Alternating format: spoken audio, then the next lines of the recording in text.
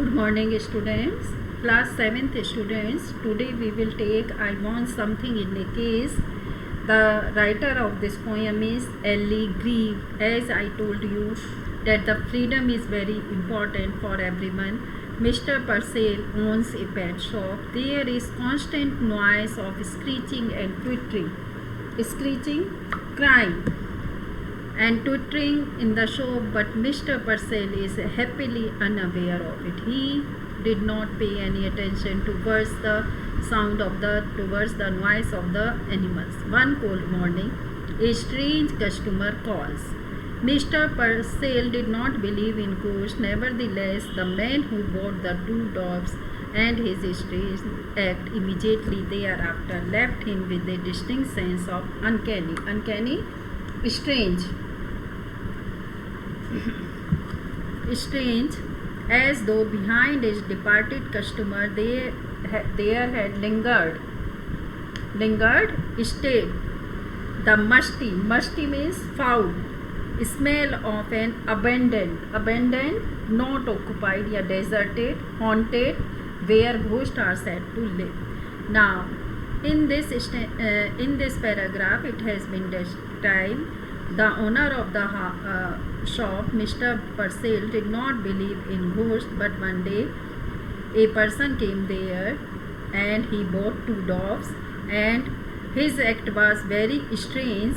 And when they left, there is the musty smell, as if it comes from the deserted house.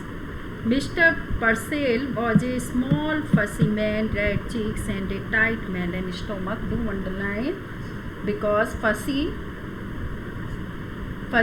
crazy, tight, hard, magnified.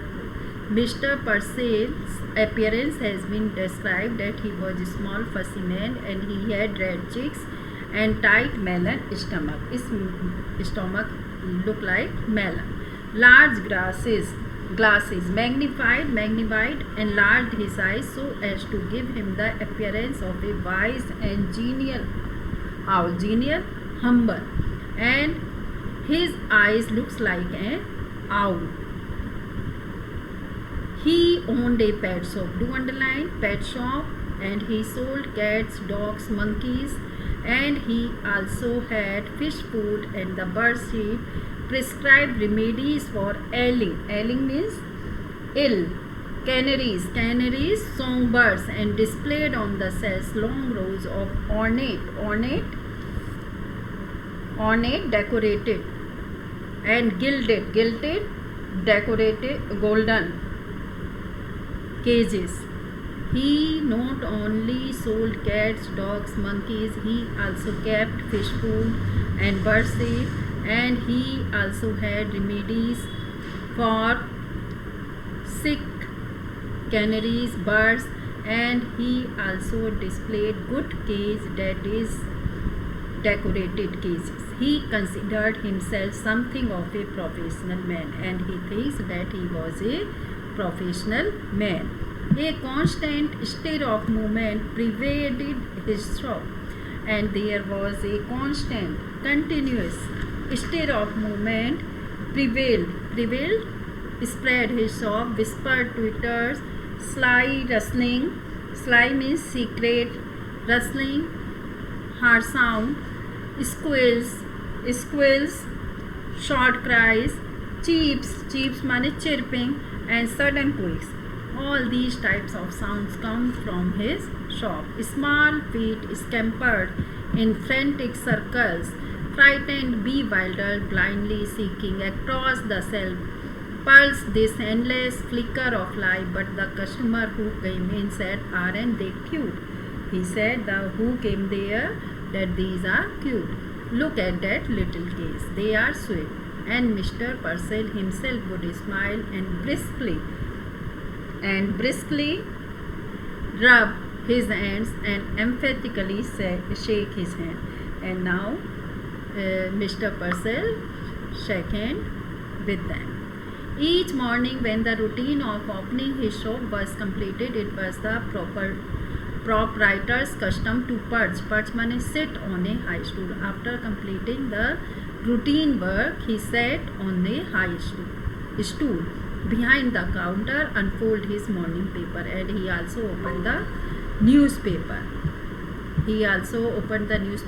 In this way his routine work started. So students, I think you are able to understand this. I think you are able to understand this.